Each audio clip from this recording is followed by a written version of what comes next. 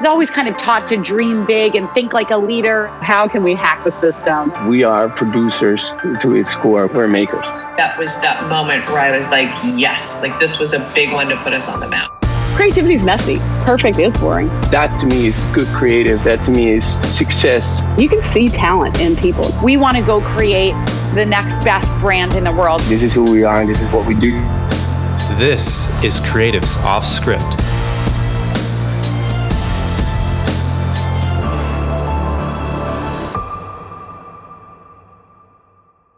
Davis Priestley is the owner of Revery, a global storytelling studio based in Portland, Oregon. Since getting his start on film sets at the age of 13, Davis has done everything, from working as a producer on Project Runway, to premiering his feature film Clementine at the Tribeca Film Festival, to helping launch Pharrell Williams' Black Ambition nonprofit. He has touched almost every format of content and storytelling and has launched films, ad campaigns, and even entire production departments. Welcome to our show, Davis. Thanks for having me. Pleasure to be here. Yeah, absolutely. And so, interesting thing about you is that you got your start on film sets in LA, in Hollywood at the age of 13. Would love to just hear the story of how that happened and how you landed your first job. Yeah, I was bit by the bug pretty early. It's the only thing I remember really ever wanting to do, work in movies. And I was lucky to have a dad that was interested in sharing a lot of different film with me. So I was watching things like Seven Samurai at 8 years old. I don't really know how I made it through that, but it became a favorite film. And there was a commercial shooting down the block from my house, and I walked over there and asked if I could help. They put me on craft service. I remember I was doing some baby carrots, I think, and did okay. They asked me back the next day. This was the 90s, so I think it was okay to have a 13-year-old on set. And I worked a couple of days on that commercial. Maybe the coolest thing was they gave me a walkie-talkie and $100 at the end of it. So it was a good start, and I just loved being on set. Nice. And did you continue working through your teenage years on set? How did that evolve? Yeah, I had kind of a unique approach to my teenage years. I found myself pretty disinterested in school, so I opted out of that early on, and my parents were really supportive of that as long as I got my GED and started working. So I left high school and was writing a lot. I was kind of, I think, in that classic early phase of loving the idea of movies and not quite sure what my fit in it would be. So I was writing and making a lot of projects myself as a teenager, working on other people's small things. And it wasn't until I was about 17 that I got back on a film set and got to actually, be an intern through 30 days of shooting. Wow, that's a really interesting story. I mean, I was never a school person either. I definitely struggled with the format, and I think always wanted to just get started, right? Like with my life and with my career and my ambition. Is that a similar feeling that you had at that age? Yeah, I think very much. I just kind of felt like in high school that the opportunity was out there and not here. And I felt really directed and driven and excited about getting to it.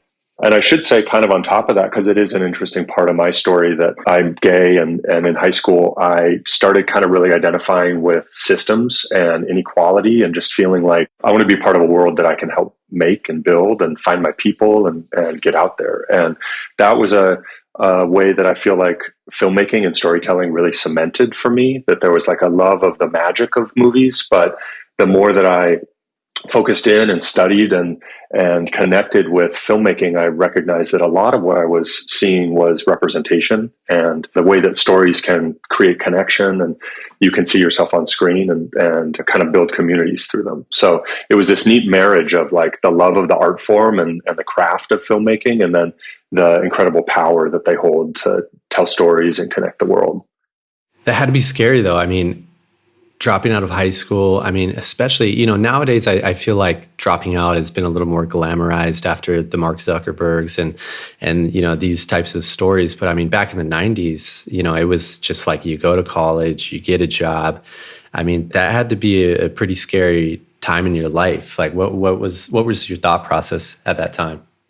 Yeah, I think I was so driven on getting out. I ended up, I moved out, I got an apartment. My parents were truly supportive. I know it's not a parenting podcast, but I always give them credit for, if you get the GED, you get a job, you take care of yourself, we will support you. And they knew I was passionate about it and ready to work. But I moved into that apartment and shut the door, and off they drove. And I remember not having any clue what I was going to do next. And there was definitely a sense of, well, wait a minute, I only took this plan so far. And it's interesting because the next opportunity that I got, I was working in a coffee shop, and I ended up being the wardrobe designer, costume designer for a film, talking with some teammates. And I just politely introduced myself and asked if they thought there might be an opportunity for me on the project. And they were kind enough to introduce me to the production team. And that was the next film. And so it was just kind of that early building and really scrapping it together. The apartment didn't last. Turns out I couldn't afford it, needed to be on couches. I did that for many years, 2-3 years to start in LA, a lot of surfing and house sitting, and just started piecing it together and building it. Wow. I will not pretend to not be afraid, though. I think that it's important to recognize, that there wasn't like a huge safety net for me there, right? It was good. I was out there and I needed to make it happen or not. What age were you when you first, left your parents' home and got that apartment? I think I was like 18 in a day. And what was your goal at that point? I mean, it seems now you've moved into producing, but initially were you thinking of directing, or what did you want to be at that point in your life? Yeah, I think that I was just defaulting to the idea of writing and directing from I want to, participate in great projects and be working on films that I care about. I really credit early opportunities in production to help me see departments and work across departments, meet some really incredible people, like really generous mentors that got me opportunities and challenged me. I worked for probably 2-3 years. I was PAing a lot and had an opportunity to start moving into AD track, and thought that I would pursue the DGA training and go second or first AD formally and work my way up in production in that respect. But the kind of early experiences of running talent and running a set like that really connected me into the bigger picture of how things are made and how energy and people are collected and what it takes to get a project like that going. So that's where a connection into, maybe I would say that for me, producing is about what's possible and kind of a passion for pushing and like, what could we do and what could we create and how could this happen? And through ADing, I felt like I started to really see that. It's as simple as someone believing and taking that first step, and projects can come as a result. And are you talking about like the initial idea and the vision of the story, or more so the collaboration with the director and bringing their vision to life and their ideas once they're in the mix of the film? Maybe a little bit of both. Definitely what I connected to being on set in an AD capacity, whether you're in the trailer, writing the schedules, putting the G's out, or running set, you're really in the eye of that storm and so close to the director and the writers and the creative vision. And that was, I think, the unlock for me about where I really felt like I came alive and loved that hand in hand, kind of like the trust and the healthy debate that you need in that dynamic between a director or showrunner, et cetera. I think to this day, that's what I consistently am pursuing, is what's the next creative challenge and where's the next great idea and how can we make it happen? Yeah. I saw you worked on Entourage, one of my all-time favorite shows. Was that early in your career, or what was your role on that show?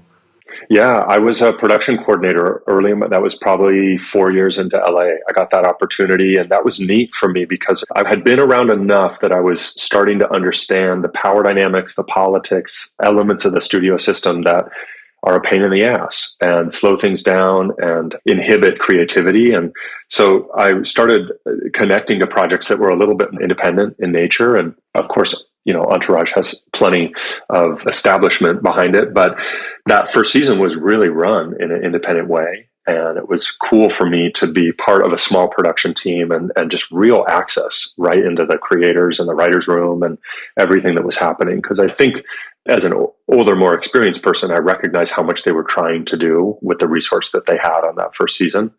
It was a cool opportunity. I will also say it was a dynamic and challenging environment to be in, really hard driving culture there. And that was good for me too, just to recognize the demands that can be placed on people and how to kind of try to keep some balance within your department and your team and make sure that you're pushing and hitting the marks that are expected of you, but trying to create a little bit of an ecosystem where there's sort of more family energy happening and some support.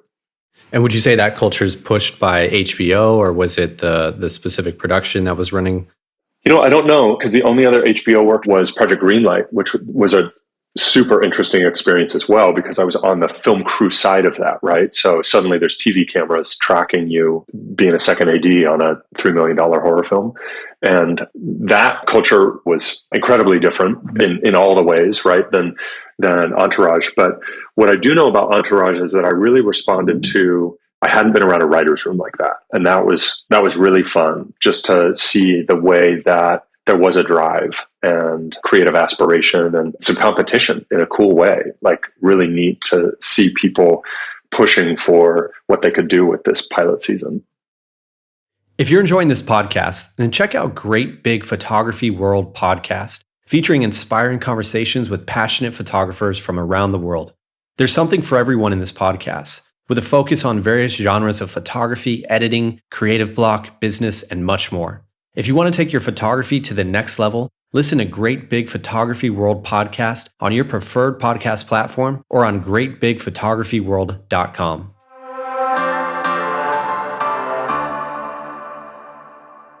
So you continued freelancing in LA. You worked really the gamut: assistant director, LP, UPM, producer. And it seems like you really broke out into your career and started working with a lot of great companies, agencies, brands across the board. But in that early part of your life, what would you say the biggest struggle you had to overcome was? Let's see. I like that question. Yeah, okay. So I think in the early part of my career, the biggest struggle that I was navigating was a sense of, who am I within this industry? And where do I want to apply my ambition, and how am I going to believe in my dream? I need to formalize it a little bit more. I really enjoyed getting a range of experience, but as a result, I think by my kind of mid-20s, 7 years or so into working on sets, I felt a little bit confused about what the right next step for me would be. And I did feel burned out on LA. I felt kind of like the community that I was in was very driving, ADing movie to movie, didn't feel like it was adding up to something for me. And I knew that I wanted more, and I wanted to have more of a sense of ownership over my career and what could I build. That story led me to pack everything up and think that I was moving to New York. I had just finished Runway out there and thought maybe I would spend some time like looking at more TV or doc world, taking a break from features. But I got a call and an opportunity to work on a Gus Van Sant film in Portland, and I had done a couple projects, indies up there, and really loved the opportunity. So I took it. And doing that film with Gus was a really pivotal moment in my career. Neil Kopp was a young producer at that time on that project, and David Kress. And they created a team and a culture around that movie that was remarkable to me. I just really felt like, kind of like I was getting a master's or something. I knew production, but here I was really understanding how to make a good movie. And that experience and the connection into the Portland independent scene just really felt like, this is it. I didn't really know what it was, but I felt like I can do something here. And so I started kind of splitting my time and not really sure, like, am I moving to Portland? But I'm working all the time in LA, and eventually put up some roots in Portland. And in Portland, at that time, there's not a huge film community, right? So their TV and film wasn't happening to the degree that the last decade it's stepped up in the state. And so I kind of quickly learned I better diversify what I'm doing. And that was actually early push into doing more advertising projects, commercial driven projects. And in Portland, of course, with Wyden and Nike, you've got this huge talent pool and energy happening around pretty great advertising. So early opportunities there were this kind of digital transformation. One of the first briefs that I got was Nike saying there's a thing called Instagram and we need content for it. What can we do? And those were the early days of what became Revery, is looking at, again, how can we gather like-minded people under the mission of what's possible to create and get after non-traditional solutions and kind of connect the thinking closer to the making. Yeah. And I should ask you at the top of the call, but where are you from originally? Where were you born? I grew up in Humboldt County, Northern California, so north of San Francisco by some miles for sure. Got it. So moving to Portland, did it kind of feel like moving home? Was it kind of like the LA thing's over, I'm going to move back to where the roots are, or was this a whole new adventure? I think that it's a little bit of both. I think that there was a comfort in Portland. Portland is kind of a big, small town, and especially 10 years ago, even smaller. One of the things I used to say is like, there's nowhere for a guy to buy jeans in Portland. And that was kind of the truth. It's like, where does anyone buy a pair of Levi's in Portland? But I think that the slightly smaller is one way to put it. But what Portland really connected me into was what I continued to feel in Portland is that there is a true community around filmmaking. And I really just responded to the way that people supported each other making independent projects. And the Gus film, we had a proper budget, but it felt like there was something more happening, that people were really invested, and that it was a community of like true artists that believed in him and gathered around that opportunity and put themselves into it, their passion, their talents. And that felt like a connection into kind of the magic of filmmaking, whereas LA started to feel like a job, like a clock in, a clock out, what's the next project approach, rather than sort of the dream, the passion, the magic. Yeah. It kind of mirrors similar sentiments I've heard of about the Austin filmmaking community. Would you say it's kind of a similar vibe there in Portland? That I've heard the same. Yeah. Some of these smaller communities. I actually have some friends out in Boston that are making movies, and I helped them a little bit with a project they shot last year, and it was fun to do some of those crew conversations. And I think that these smaller spots, it's interesting, right? Like, we should not talk about macroeconomic trends, but just like looking at where it's affordable to live and make work as an independent artist, there's some challenges with New York and LA. However, I think it's critical that you spend time in New York or LA, right? Like, I absolutely got my college degree, so to speak, on those sets and continue to. I mean, Revery has an office and employees in Los Angeles, right? I'm there every month. It's a important, critical part of this industry, and it's the delta that the river flows through, and you cannot separate it. It's an important place. I think it's really a rad privilege that I have now to live 2 hours up north and get to bring projects through and have a relationship in both markets. Yeah, I agree completely. I mean, I think it's also just a matter of seeing and understanding how the best of the best do it, right? The innovation, the talent, yeah, absolutely. Yeah. And then you could take that home with you, take it, to whatever market you end up in, but just understanding this is how, Hollywood, the best film community in the world, operates. And after the last decade in Portland, sometimes I wonder if anyone actually lives in LA anymore, because everybody up here is A1A to 310. Yeah. Yeah, right. And so at some point in this transition, you became an executive producer at Instrument. At what point was that in your career? Yeah, I was freelancing and kind of piecing together an identity and an approach to what freelancing in commercial production in Portland and LA would look like. And I knew that I didn't want to freelance. I also knew that I didn't want a job. And I think I was kind of dragging my feet around what I was going to start. I was at a Christmas party for a friend's production company, and really creepy. Toby Grubb, if you ever listen to this, reached out from the darkness and tapped me on the shoulder and explained that Instrument wanted to start a content capability, and if I had any interest in coming in to talk about it.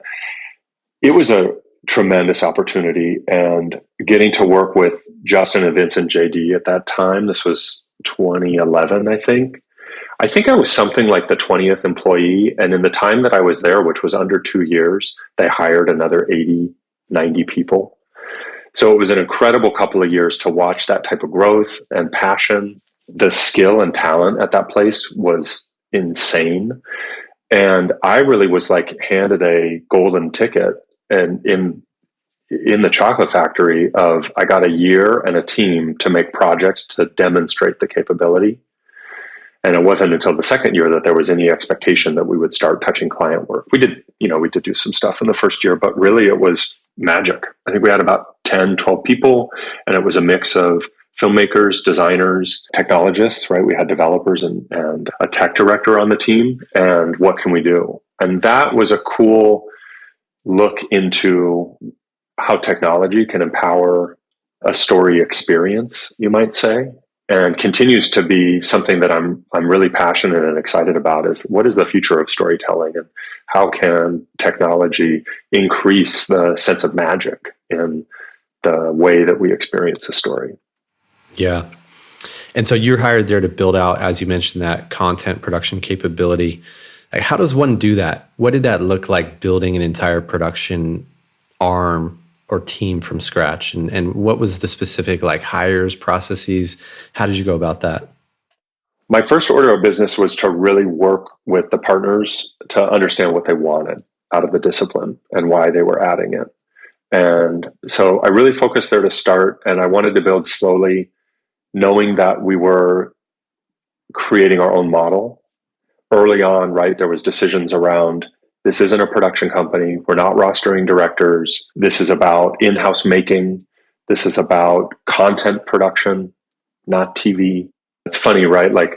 I think right around that time, content as a word around this industry was starting to emerge, and a real shift away from the focus being broadcast. The conversation, Nike was an early client at Instrument, and there was an awareness that things like Instagram were demanding storytelling.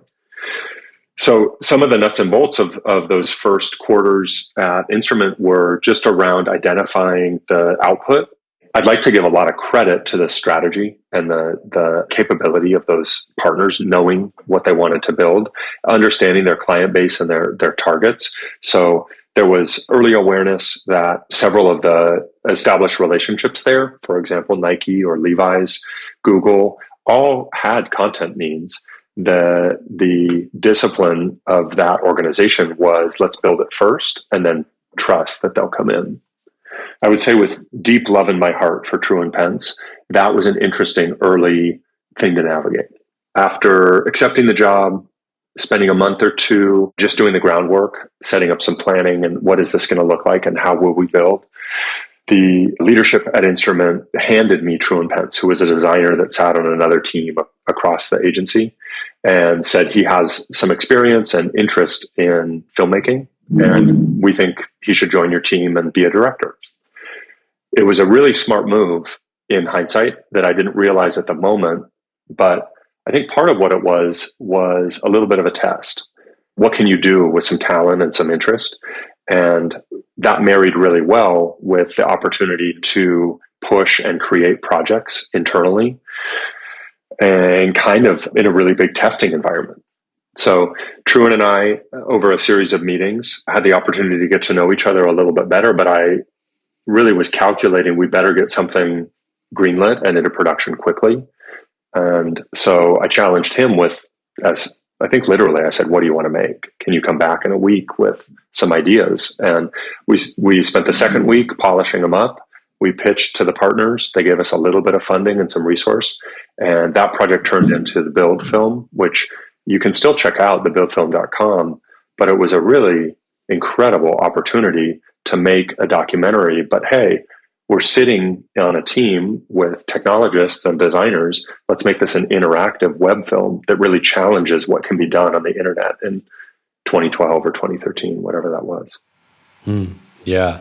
Yeah, that's a bit ahead of its time now, right? I mean, it seems like that has now become the norm with these interactive experiences and everything, but that was probably right around the time when you're really starting to blend these online experiences with traditional content, right? Yeah, absolutely. Some of the innovation, right? Not being an engineer myself, but some of the innovation that was coming out of that team was like incredible. Like something that might seem simple to me just as a filmmaker, but was a huge deal. Was they coded the entire 20-minute film into 24 images a second, so that anytime you paused, you could interact and manipulate a frame out of the film within the web browser in real time.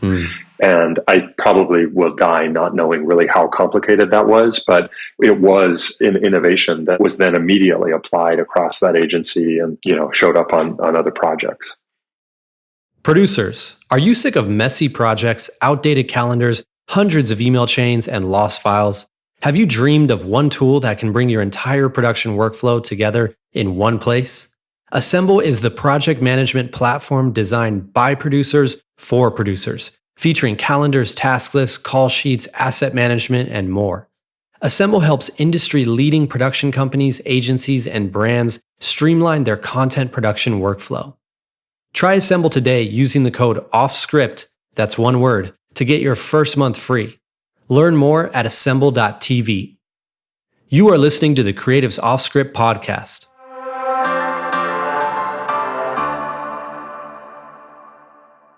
And so after Instrument, you go on to found Revery.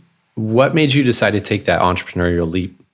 Coming out of Instrument, I just wanted to return to freelancing. I really felt like I was fired up and again, just like had gotten my master's, just my butt kicked in the best way and was so just kind of like at the height of passion for the industry, the background of having gotten to make films and work on big things as an AD. And now what felt right was all of the opportunity that was starting to collect in Portland. Google had arrived, Nike was there, Adidas was there. There was this explosion of growth happening that I think was really pushed by social media and innovation and content demand, the rise of web, a digital transformation for corporations. And suddenly every call that I was getting as a freelance producer was, hey, we're a brand team, we're a design team, we've got a content brief and we don't know what to do. And I really recognize this need in the market for a non-production company, a production consultancy that was able to partner early in a project and just provide some advice and pathway and passion. What can we make? How could we get after this? And so we started building out a kind of non-traditional production model that wasn't about rostering talent so much as creating a scalable network of production service. And so early on goals were to bring a lot of capital access into Revery because clients didn't understand cash flow of these types of projects. That was an early key, was to be able to support with how do we move money quickly for you to get after this. Other kind of important elements were none of these teams had business affairs. So things like legal guidance and signatory advising, there were a lot of kind of high-end complicated issues that we needed to be able to provide some consulting and support around just because we were working with 10 years ago, clients that didn't have a lot of experience in content production. And by the cash flow element, do you mean like a brand team would come to you and since they're not working with a traditional agency or something, you were basically helping them manage, hey, here's how you pay for production and make sure vendors get paid on time, this sort of consulting? Yeah, absolutely. And then who knows if I even want this to go to print, but like part of what we were doing was you need to get your client to give you an advance and sign here because we will advance it for you so you don't miss this prep window. And then let's make sure we get paid back. But I think it still continues. And it's probably at some level just a drumbeat of the industry. But the opportunity that a lot of us, most of us, have a really beautiful camera in our pocket. And so we can make something pretty beautiful and successful in a lightweight, we might call it nimble way, AKA, hey, my cousin could do it kind of energy. But the business side of this industry, I have found can really challenge newbies, right? Just not understanding kind of the legal risk or compliance issues, employment law, just in the last year or so, I won't get too specific, but really large opportunity. And there wasn't an awareness of what signing SAG actors would do to a project. So that type of navigation continues to be, I think, an important part of how we work with clients. Is our goal is all about solutions and let's reduce stress and provide a pathway to solution and success on a project. But a lot of that is upfront consulting. We actually kind of have formalized a whole component of our service offering called production planning. And honestly, it's a loss leader for us and happy to do it. But it's like, let's just talk early and understand what you're trying to do and be embedded with you and really integrate in with your team, creatives included, on how we might accomplish that. Yeah, so I'm really curious about your production model. So it sounds like you don't have a roster of directors and you operate more as a production consultancy, but then you have a network around the world of creative teams or directors that you bring into projects. Would just love to hear more about how Revery operates. Yeah, we kind of are a two-part studio. fairly traditional creative studio where we might take on the creative challenge through making and delivery.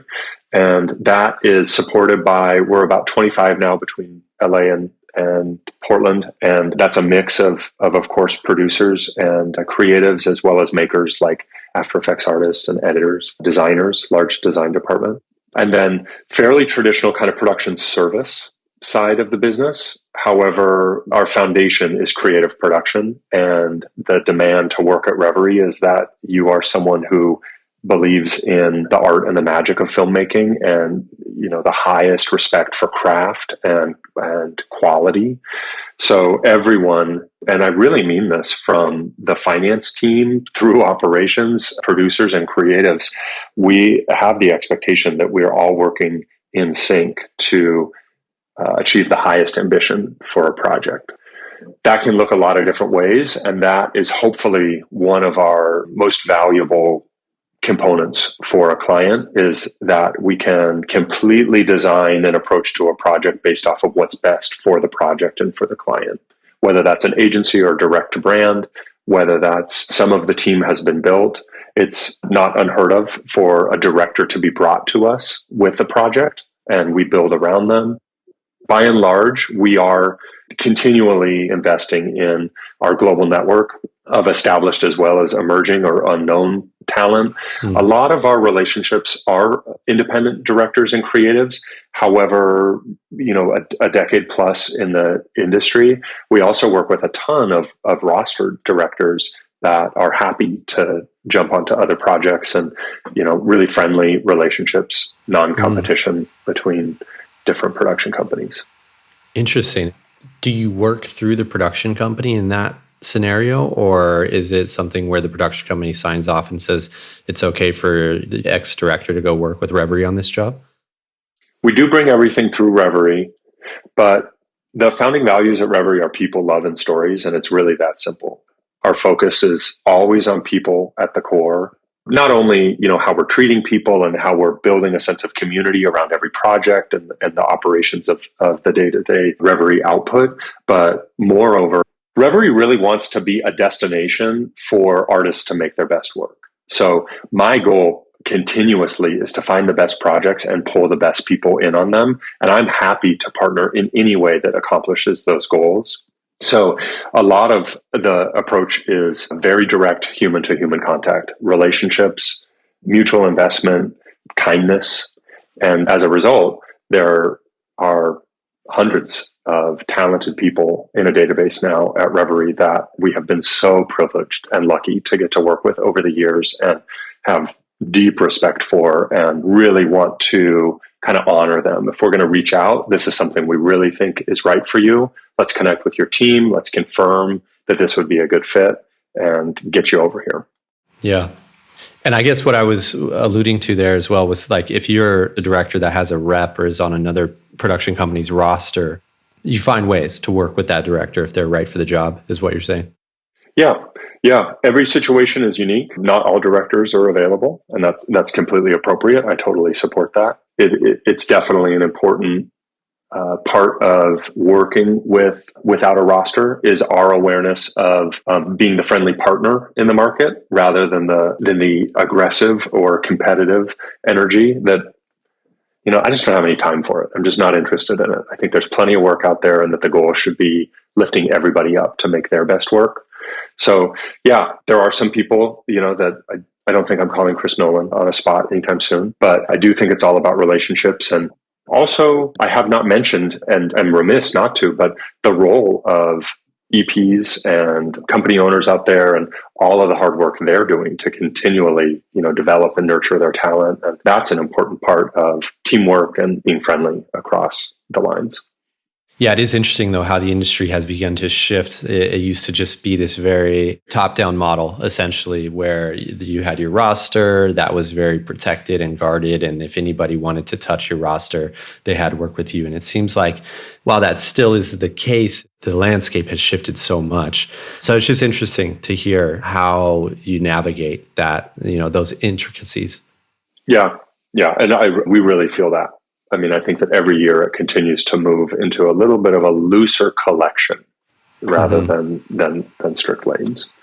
Yeah, and you've got a client roster, I think, that would make any production company jealous. You've worked with Google, Nike, Amazon, you name it. But I think one of the projects that's really cool that you all worked on recently was the nonprofit project Black Ambition with Pharrell. Would love to hear just a little bit more about that project and how that came to be. Yeah, that was an incredible opportunity for us to get to partner with them on their inaugural year. They were looking for a content partner. They kind of knew that they needed maybe something a little bit more than that, but because of the opportunity, to have worked together before, there was just like a non-guarded way to talk about what type of partnership might give them the best support and launch them successfully. So what was formalized was this really tightly integrated team. It was started with about 4 or 5 core people on the Revery side and matched on the Team Yellow, the team behind Black Ambition side. And from there grew at one point, I think we had 25, 30 people around America working on pieces of that project. But over 5 months, we put these teams together to not only create content to support and sustain the launch and kind of the marketing aspect of getting the organization out there, but what was actively happening was running this simultaneous competition to attract Black and Latinx founders, make selections, and then get them into the mentorship program that culminated in the 2-day demo day and award ceremony.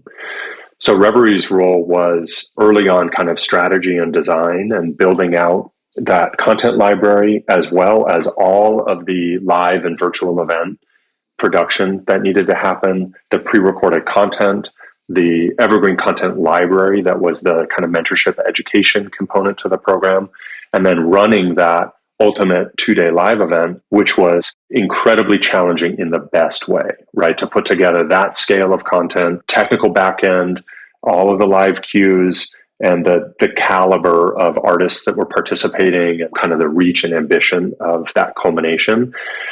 And ultimately, everybody in our war room over those 2 days couldn't not cry with like the energy that was being created and that community of people and the caliber of talent and ideas that they were putting out, and sort of this culmination of sense of gratitude of like, yeah, this is the magic of why you do this. Like, this is what is possible through storytelling and filmmaking, and look at what has been built, and how lucky are we that we got to jump on here and go for this ride. Yeah. And then we all took a month off because it was a little exhausting. Yeah. So such a cool program and nonprofit that was launched there. But yeah, I understand. I mean, it looked like, there was over 10 hours of content produced for the library. Then you're producing a live event as well. And then also probably the promotional assets to tell the whole story at the end of the day. So sounds like a massive undertaking.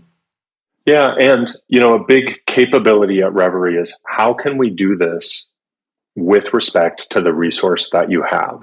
And that set us up to be a really strong partner for them as a nonprofit without a lot of money.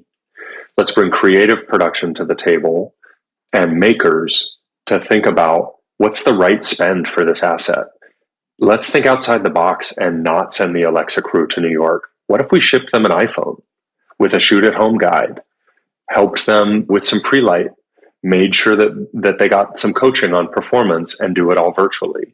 That type of approach, I think, allowed us to really kind of over-deliver and put the money, the resource, the time into what was really going to move the needle for the organization, with ambitious goals around launching careers of Black and Latinx founders and creating a new economic engine around an underrepresented group. So that's a good shout out, I think, for why Revery was a good partner for them, because we're not just reserving that point of view for nonprofits. That's every project, right? Is like, what's the ultimate goal and the creative ambition here? And what's the best way that we can get after that? And oftentimes in production, that does require a big spend. Production is not a cheap thing to do. But I think more and more, there is a demand on all of us across, from marketers to PAs on set, to be aware of the content demand is only increasing. I need more for less. And to truly be a partner in that rather than kind of standing in the way of embracing. How do we connect with an audience? What's the right way? And how do we honor the resource that's available for the project? Yeah. And maybe an advantage of not having a roster, right? Because if you got the director roster, then it's like, oh, we definitely want the Alexa. We want the best cinematographer. We want to get something for this director's reel, right? Yeah. No, it's interesting because that's a core, reason. I get the question all the time, why not a roster? Because I'm saying that my career is dedicated to what's possible. Like, hey, creative, what do you want to do? Let's go do it. So why not a director roster? Why have I not attached my career to a dozen individuals that I respect and admire? It's often on my mind. And the reason is really simple. If you want to be positioned to take on a challenge and be part of the solution of what's possible, I can't get the Revery wagon hitched to a narrow roster of talent. That means we're working for them and not the story, ultimately. We really like being in the position where we're in service of the story and the client. And sure, we'd love to win an award or play with the new Alexa, but this is really about that story's success, the client's ultimate success. And that's the only way, right, that all ships will rise. So we're going to jump into a few personal questions here. First of all, what are you reading or watching these days?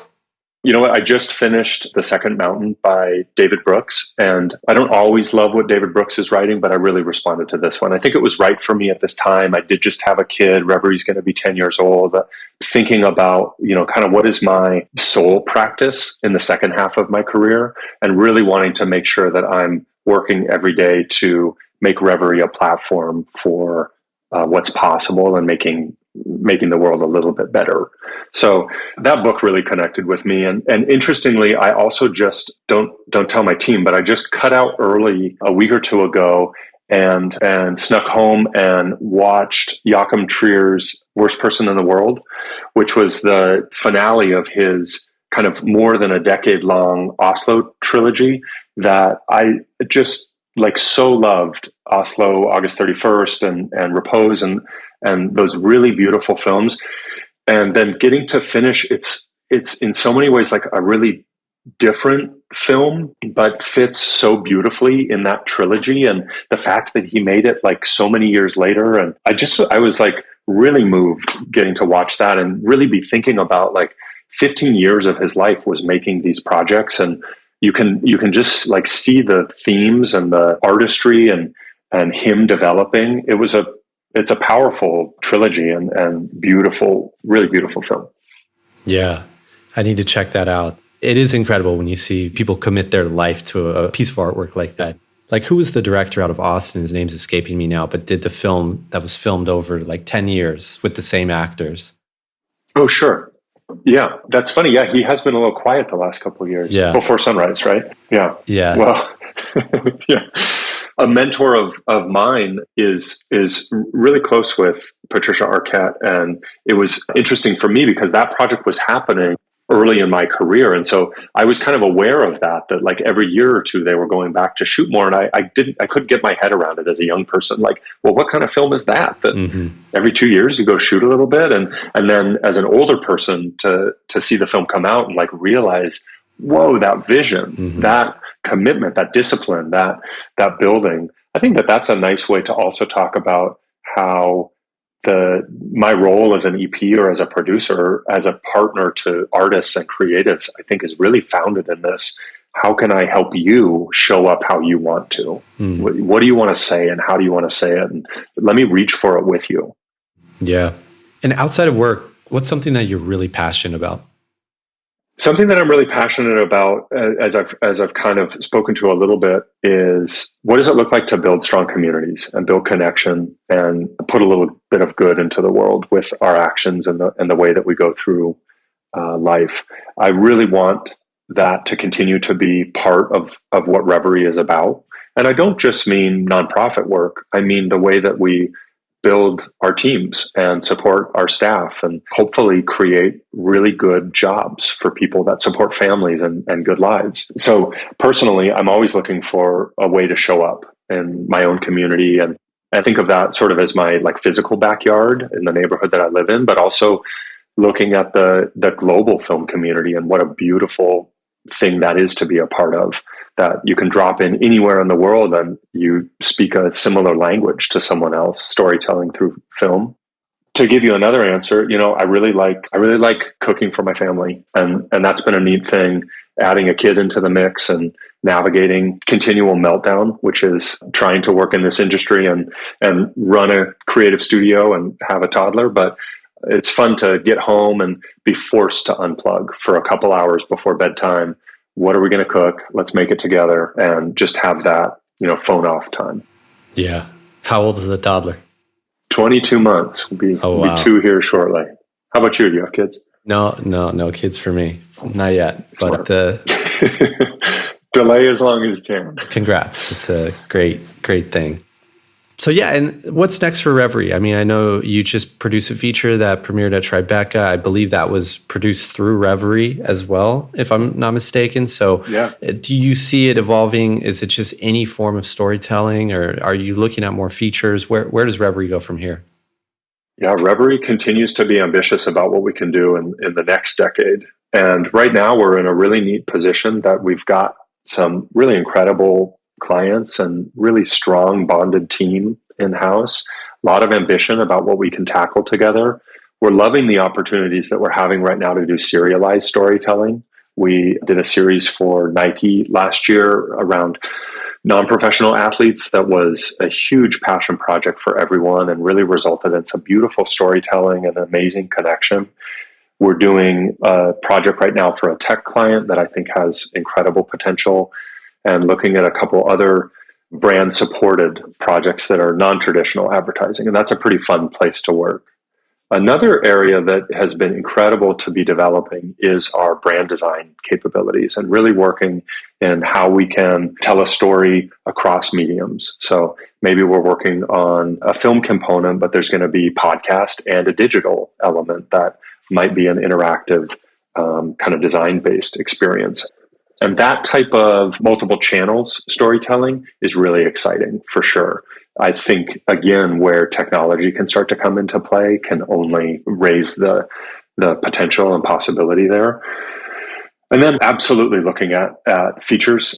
We've got a couple projects in development right now, a narrative feature. It's funny, my doc friends like to point out docs are narrative too. We've got a documentary coming together and have some passion, admittedly early ideas around an original episodic project. Yeah. Sounds like you got a lot on your plate. Staying busy. Yeah. Exciting stuff. It's nice. I should really, the other thing to shout out is that there are 25 other people that make it work every day. And that's incredible for me to just, Revery started in a cliche, me in a garage, and 9 years later, 25 of us, that there's other people kind of breathing life into every day and challenging me as to what we should get after and how is incredibly rad. Yeah. Well, last question. I usually ask, what advice would you give to a 20-year-old you? But I guess in this scenario, I'd have to ask a 13-year-old you. What would be the advice you'd give yourself at the beginning of your career? I got advice early on in my career to not have a plan B. And that's something that I've stuck really close to, is if you believe in yourself and you believe in your plan A, why would you ever need a plan B? I think that believing in yourself is an important thing. And I struggled with that a little bit. I think as a gay person, I felt like I was unsure of who I was. And on top of that, I wasn't sure that I was wanted in the industry or that my contribution would make an impact. And gaining confidence slowly but surely, I would hope that for anyone, that there's confidence there. Some really practical advice that I would give people is to understand what you want and to ask for it. And you never want to be pushy or annoying, but I think consistency is key. And developing relationships, slow and steady, building, staying in touch with people, and continuing to communicate what you want will pay off. I really love it when someone submits a resume or sends a project over and says they're interested in working together. I encourage them to keep up with me and keep sending things, and they do. And a lot of the time, we end up working together and building a relationship, and it goes from there. I think that's an important part of the industry. And I would really want to encourage anyone to believe in yourself and just put it out there and stay connected. Yeah. 2 really great pieces of advice there. Well, thank you so much for joining us. Really enjoyed this conversation, and it's great chatting with you. Yeah, thanks so much. Thanks for having me. If you enjoyed this episode, please subscribe and comment to help us spread the word. You can also find more insider content on the Assemble blog, and you can find me on all channels at Nate Watkin. And don't forget, if your producing team is in need of a project management solution, try Assemble today to streamline your production workflow.